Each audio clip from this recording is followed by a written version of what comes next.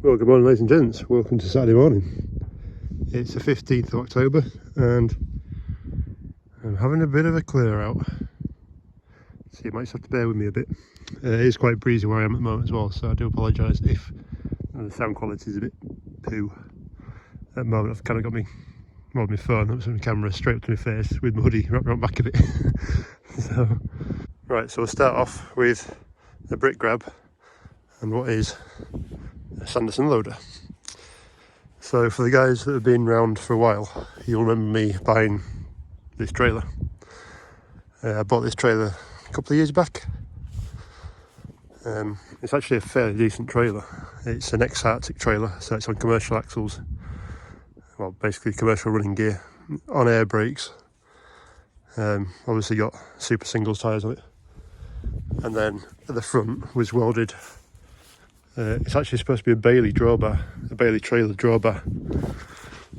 And obviously box section was added to where that would have been where fifth plate was. And then, yeah, so it's got suspension on the drawbar as well. You can see 1989 was when it was built.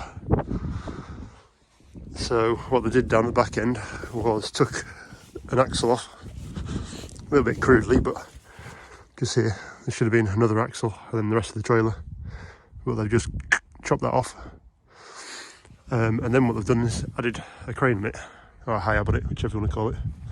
I'm just going to stand here because I'm out of the wind. So yeah, they added the high-ab and what had a brick grab on it. But if you can see, they've actually extended the top corner, ding ding, just there, on both sides. So when I bought this, apparently this came off a fast track. I don't know if it did or not, but something like a 4240 fast track. And the lad that had built this had actually built it for moving haylage and hay bales, presumably from his yard to wherever the customer is that he wanted. And basically I wanted to do the same thing.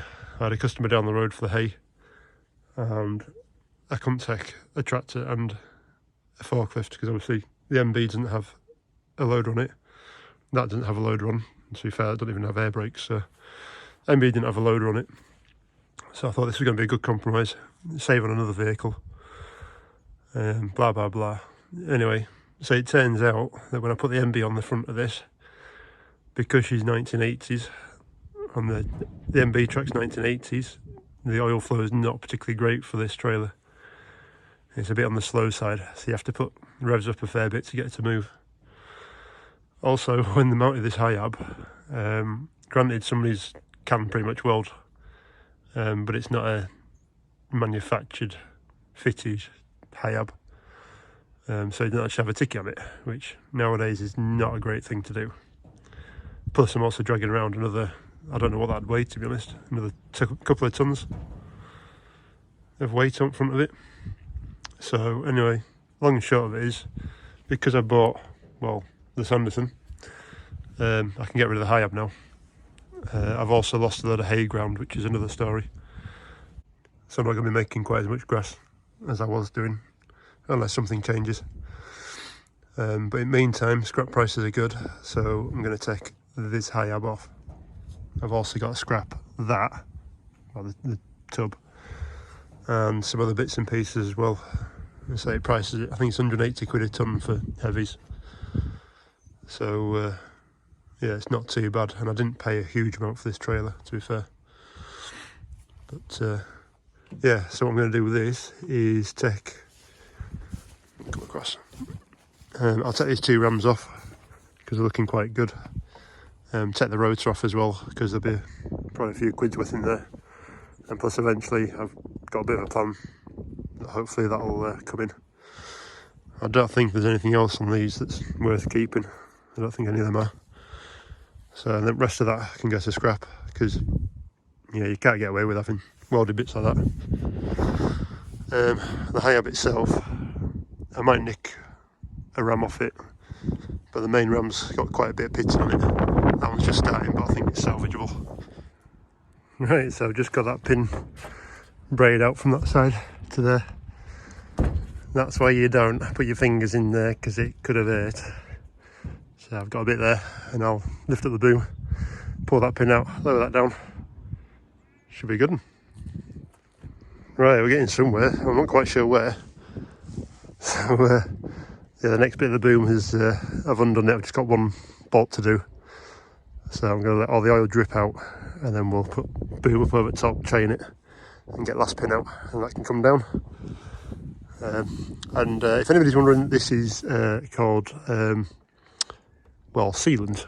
This is the farmer style of sealant, otherwise known as a big mess. So brew time. Right, so just had some lunch, come back, got that extra section taken off. I'm struggling down here.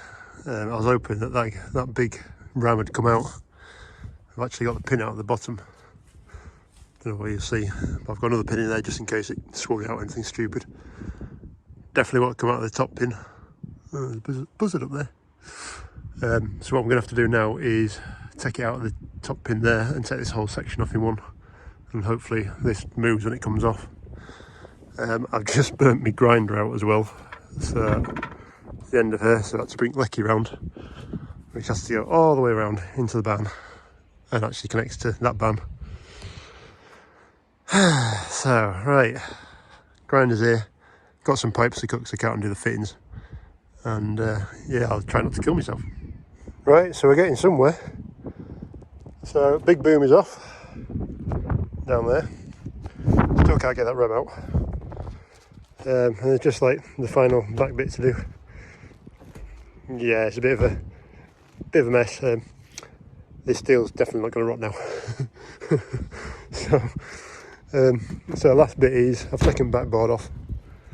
It's down there on the floor trying to catch some of the oil. I just need to put these bolts. There's 4 on either side. Ooh, you can see it. Ooh. 2 there, 2 on the other side, 2 at the front on that side, and 2 at the front that side. So, and yeah, the whole thing should lift off. I've just got one more hydraulic pipe, which was a return pipe. I'll take that out. Right, well, this seems to be about it. If I can get it off.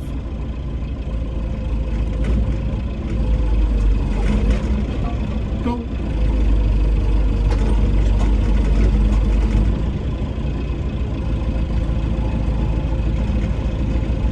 Right, a couple of pipes there to do. You would forget the pipes.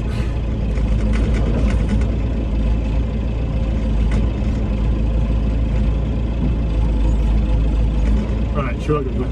Right, should we try again then? It says. Whoop-ah!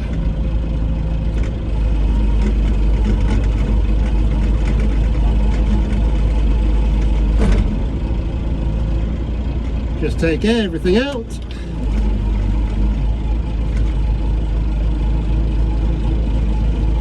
Get away from me, because I don't want that follow me.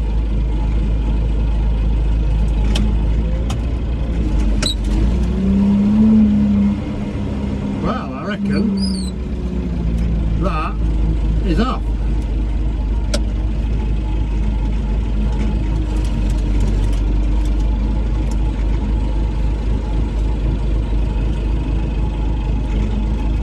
Oh, I do love this boom. Can't be at a good distance to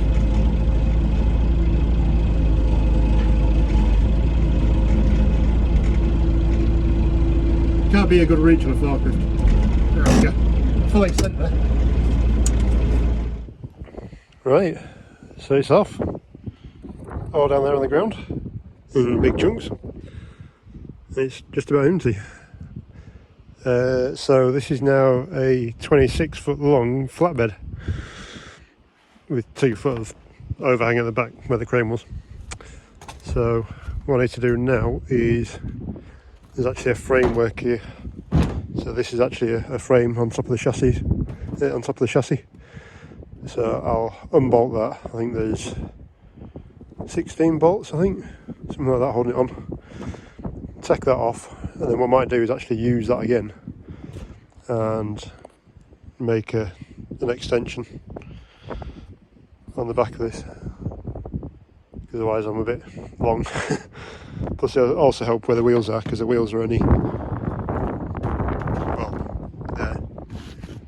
So get another 4 foot on the back is another bale. So yeah, right, we'll get some more tidied up and get out of this wind. Not actually too bad out there now. A bit wet over there. Right, so thank you very much, and I'll catch you later. Bye.